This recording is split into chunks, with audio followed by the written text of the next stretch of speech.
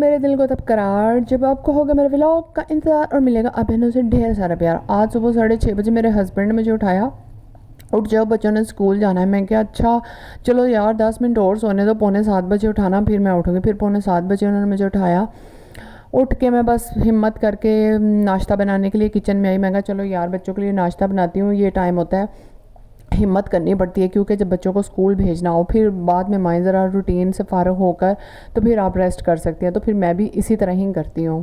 مجھے یہ ہوتا ہے کہ چلو جن بچوں نے اسکول جانا ہے ان کو بھیج دوں اسکول، ان کا لنچ بنا دوں، ناشتہ بنا دوں، ان کو فٹافٹ سے ریڈی کر دوں، تو پھر اسکول بھیج کے پھر جو اپنے کام کرنے ہوں گے وہ کر لوں گے۔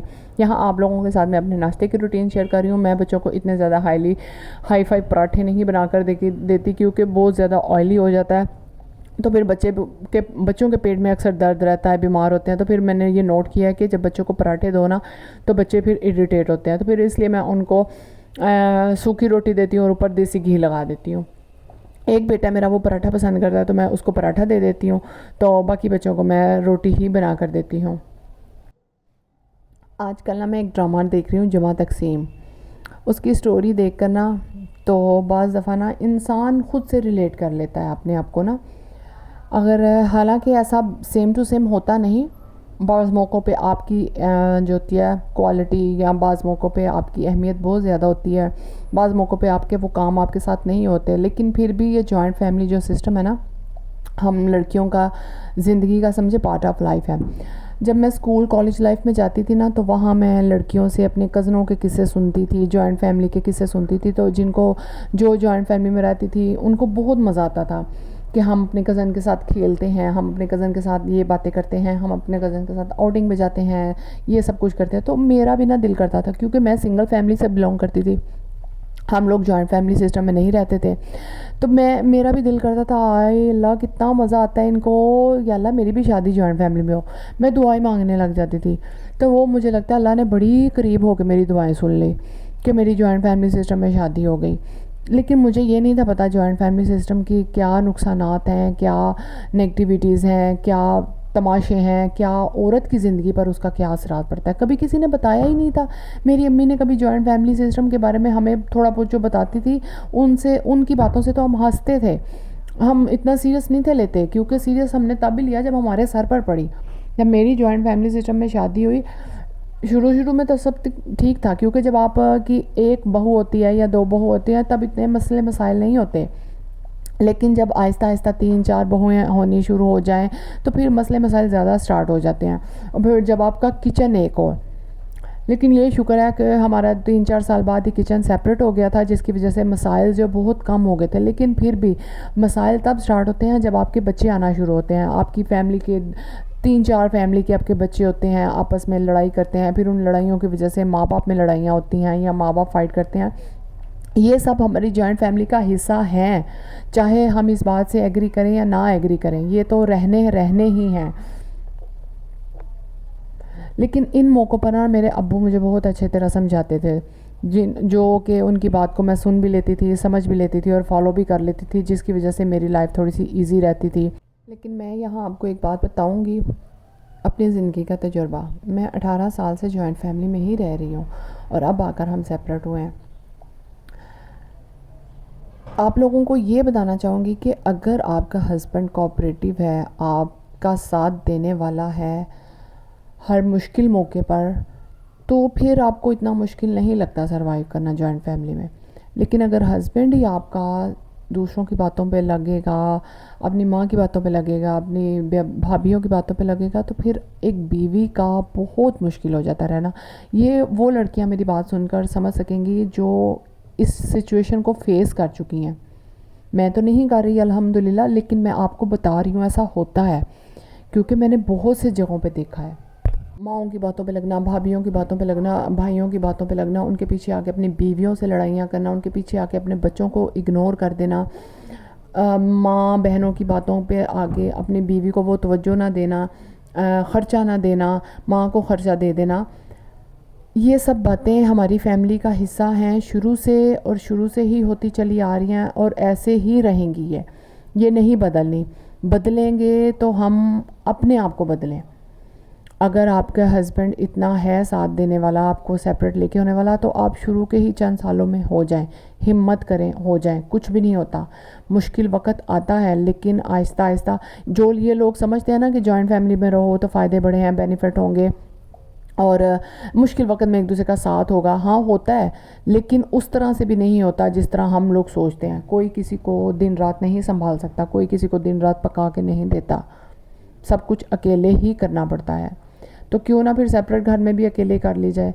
بات ساری ہے اپنے آپ کو سمجھانے کی، اپنے ذہن کو اس طرف لانے کی.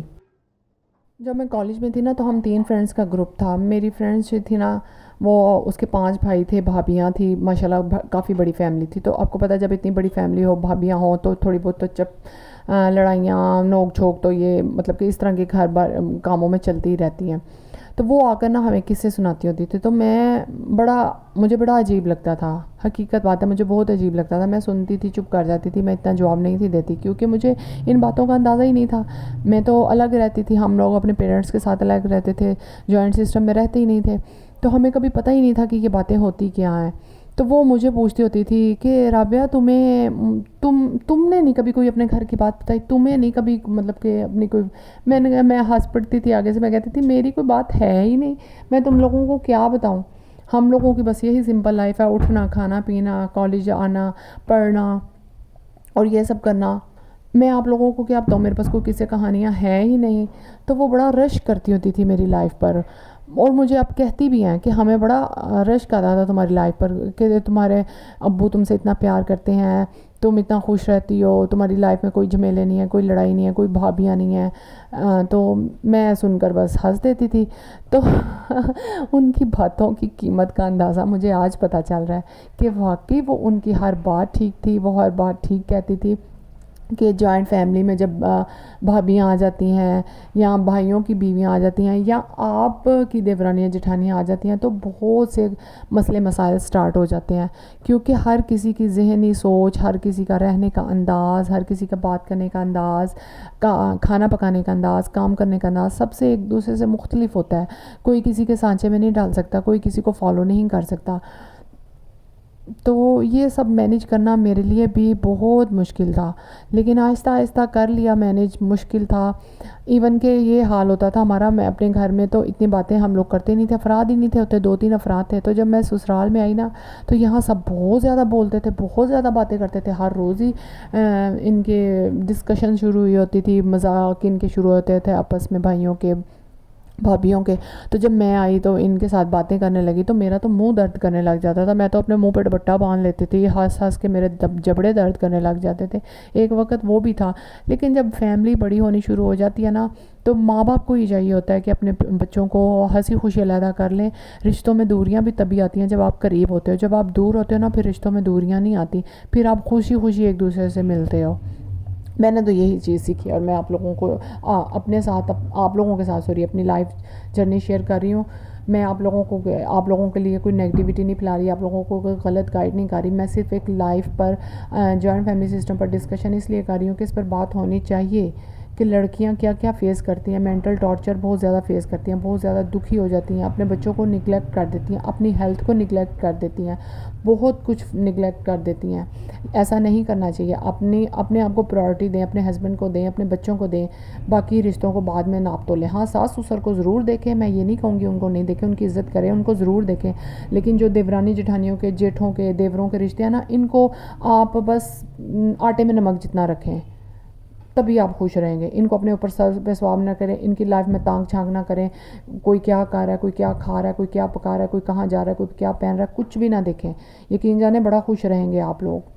یہ میرا آپ کو اتنا اہم میں آپ لوگوں کو مشورہ دے رہی ہوں نا کہ یقین جانو اس کو اگر آپ فالو کر لو گے نا، اس کو اگر آپ اپنی زندگی پر اپلائی کر لو گے تو بہت خوش رہو گے. کوئی ٹینشن نہیں ہوگی آپ کو، بڑے ہی خوش رہو گے. تے اپنی آبی نو اپنی دعاواں چ یاد رکھیا جے، تے کمنٹ بھی کر دیا کرو، تے لائک بھی کر دیا کرو، تے شیئر بھی کر دیا کرو، تے سبسکرائب بھی کر دیا کرو. 2020 تو میں بنانی پئی ہوں ولاگ، لیکن تسی ہو کہ چلو کوئی نہیں. اللہ حافظ.